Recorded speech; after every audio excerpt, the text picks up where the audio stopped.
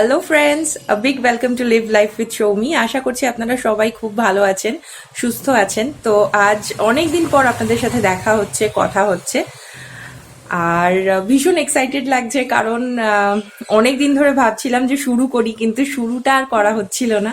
তো আজকে ভাবলাম যে না, শুরু করাই যাক। তো আমাদের তো লাইফে বিভিন্ন কিছু পাল্টে গেছে, অনেক কিছু ঘটে গেছে। এমন একটা টাইম যে মানে কি বলবো আর। তো ফার্স্ট ফেজ তো কেটে গেছে, এখন আবার সেকেন্ড ফেজও স্টার্ট হয়ে গেছে। তো জানি না এখন কবে এই সমস্তগুলো শেষ হবে।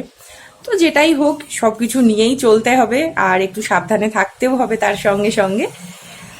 আর আমার এত বড় যে একটা গ্যাপ ছিল, একটা মানে ছুটিতে ছিলাম আমি, তো সেই কারণগুলো সব আপনাদের সাথে শেয়ার করব। তো আজকের হচ্ছে নীল ষষ্ঠী। তো নীল ষষ্ঠী তো করি, তো তার জন্য কি কি করব চলুন সেগুলো দেখাই। আর সঙ্গে থাকুন, সবটাই শেয়ার করব।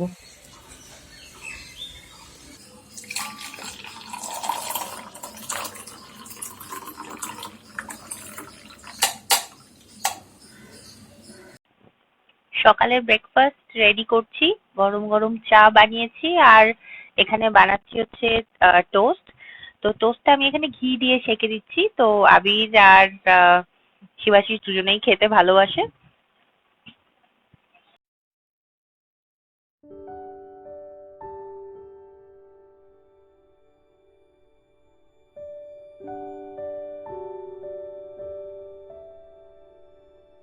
শিবাশিসের ব্রেকফাস্ট রেডি, ওকে দিয়ে দিলাম। আর এটা হচ্ছে আবিরের ব্রেকফাস্ট। ওকে আমাকে পাউরুটির যে সাইডটা হয় সেটা একটুখানি কেটে দিতে হয়।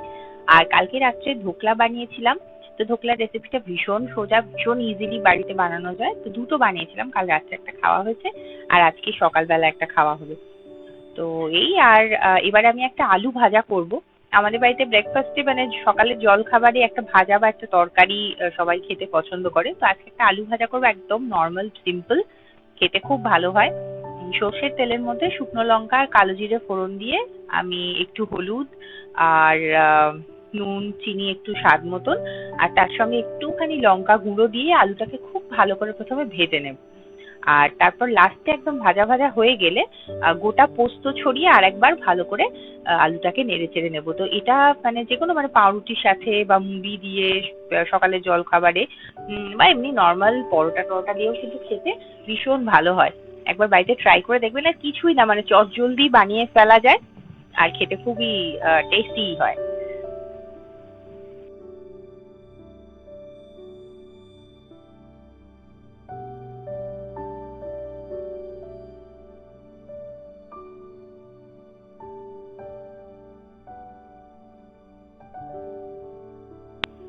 আবির তো ব্রেকফাস্ট কমপ্লিট করে পড়তে বসে গেছে। সকালবেলাটা ওকে না আমি নিচেতেই পড়াই, মানে বৈঠকখানা ঘরটাতে পড়াই, কারণ আমার সকালবেলা নিচে একটু কাজ থাকে, তো যার জন্য সকালবেলা ও নিচেতেই পড়ে।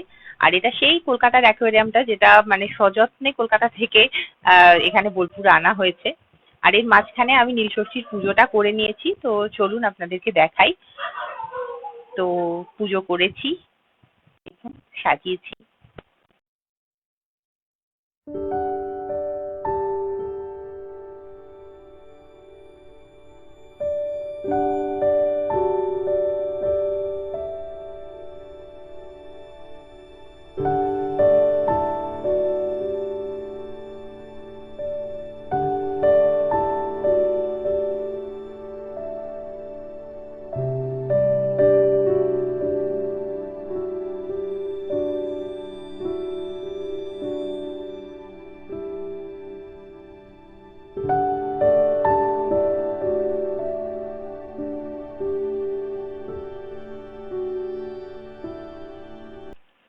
পুজো তো হয়ে গেছে, এবার প্রসাদ টসাদ খেয়ে সবাইকে প্রসাদ দিয়ে আমিও একটু ব্রেকফাস্ট করব। তো চলুন তারপরে আবার আহ কথা হচ্ছে পরে।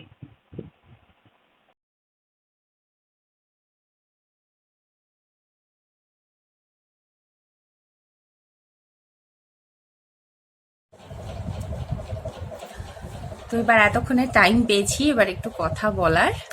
তো সমস্ত কাজ মোটামুটি শেষ করে নিয়েছি, নীল ষষ্ঠীর পুজো হয়ে গেছে। আর তারপর সবারই খাওয়া দাওয়া কমপ্লিট হয়ে গেছে, আমিও খেয়ে নিয়েছি। আবির ঘুরছে এখন আমার পিছনে, তো বারান্দায় চলে গেছে।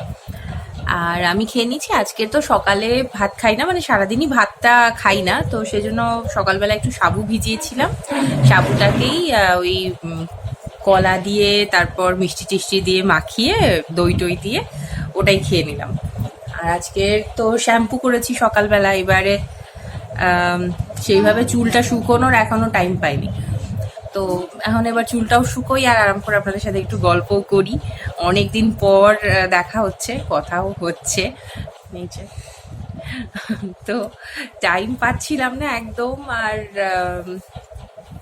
মানে ভেবেও ঠিক স্টার্ট করে উঠতে পারছিলাম না, ভাবছিলাম যে করি করি, কিন্তু হচ্ছিল না আলটিমেট। তো যে জিনিস দুটো মেইনলি শেয়ার করব সেটা হচ্ছে যে মানে চেঞ্জেস বলেছিলাম, যেগুলো ভীষণ বড় বড় চেঞ্জেস হয়েছে আমার লাইফে। তো তার মধ্যে ফার্স্ট অফ অল যেটা হয়েছে সেটা হলো মানে লকডাউনের জাস্ট আগেই আই গট প্রেগনেন্ট।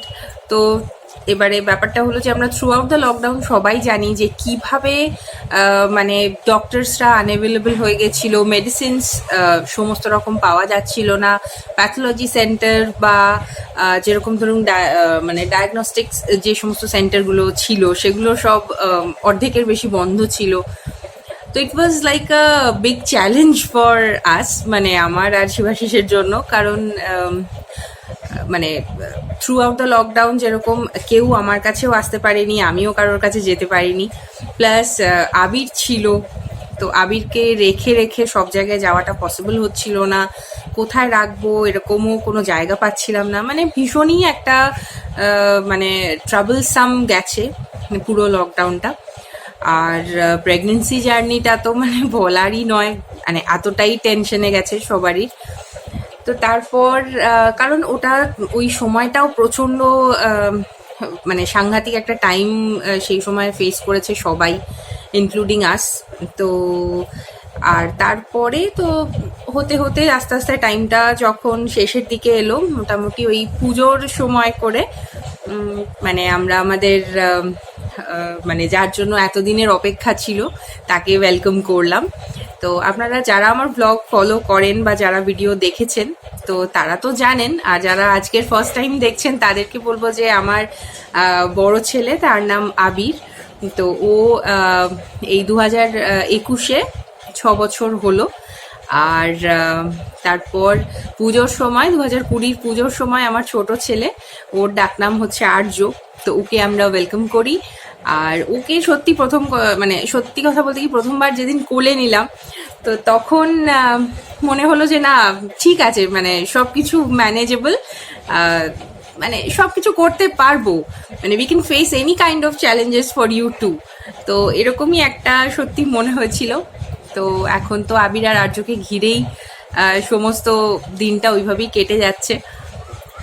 আর এটা তো ছিল একটা ফার্স্ট অ্যান্ড ফরমোস্ট কারণ যার জন্য মানে এত বড় একটা গ্যাপ। কারণ সত্যি কথা বলতে কি মেন্টালি ভীষণভাবে ডিস্টার্বড থাকতাম সেই সময়টা, মানে ব্লগ করার মতন কোনো রকম মানে একটা যে এন্থু দরকার পড়ে না ব্লগ করার মতন, তো সেই এন্থুটা সত্যি পাচ্ছিলাম না বা ইচ্ছাও করছিল না একদমই।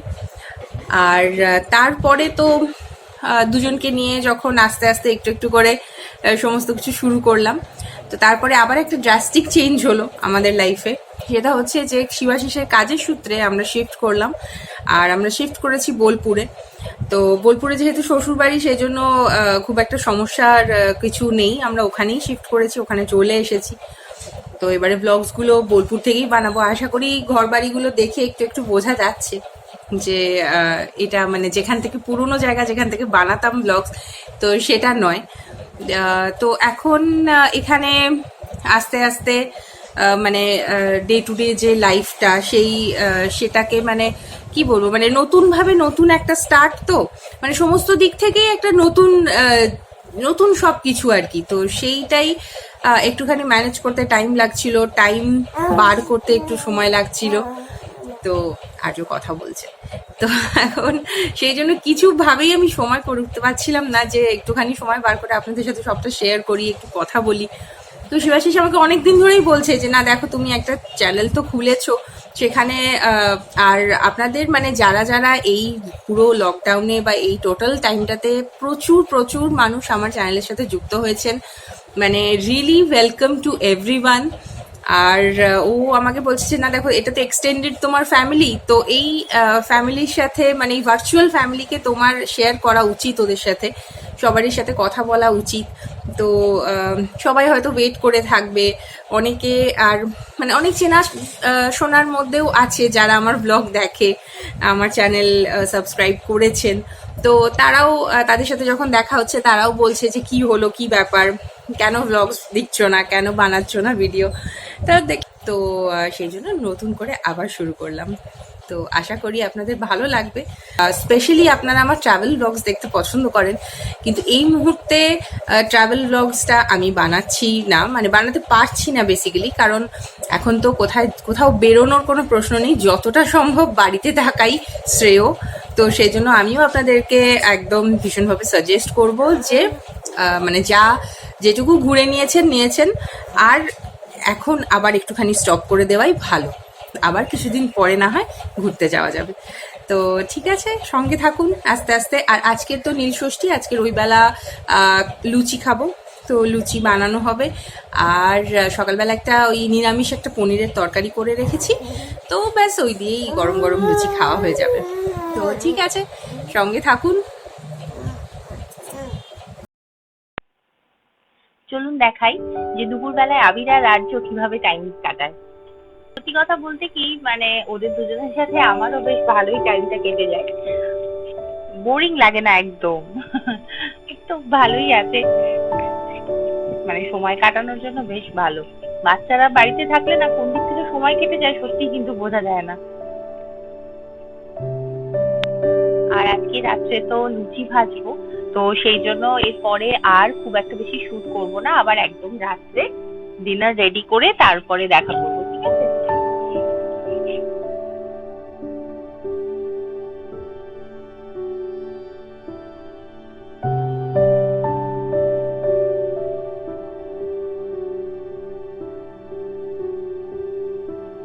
ডিনার টাইম হয়ে গেছে আমাদের এখানে, আমরা একটু তাড়াতাড়ি ডিনার করতে প্রেফার করি। ওই মোটামুটি 8:30 9টা থেকেই ডিনারটা আমরা করে নিই, তারপরে যে যার নিজের মতন টাইম স্পেন্ড করতে আমরা পছন্দ করি। তো আজকে তো রাত্রে লুচি, তো সেজন্য গরম গরম লুচি একদম ভেজে নিয়ে চলে এসেছি। আর পনিরের তরকারি, আর তার সাথে আছে রসগোল্লা। রসগোল্লা যদি বাড়িতে থাকে তাহলে মাইক্রোওয়েভ ওভেনে একটু গরম করে খেয়ে দেখবেন, খুব ভালো লাগে। তো আজকের ব্লগটা কিন্তু আমি আপাতত এখানেই শেষ করব। আর চলুন এবার পনিরের তরকারি দিয়ে একটুখানি লুচি আর রসগোল্লাটা তাড়াতাড়ি খেয়ে ফেলি, তারপরে আর ব্লগটা আপনারা দেখতে থাকুন, আশা করছি আপনাদের ভালো লাগবে। দেখা হচ্ছে নেক্সট আরেকটা ব্লগে। আর লাস্ট আমি আপনাদেরকে কিছু আবির আর আর্যর ছবি দেখাচ্ছি, দেখতে থাকুন, সঙ্গে থাকুন, এইভাবেই সাপোর্ট করতে থাকুন। Thank you so much for watching.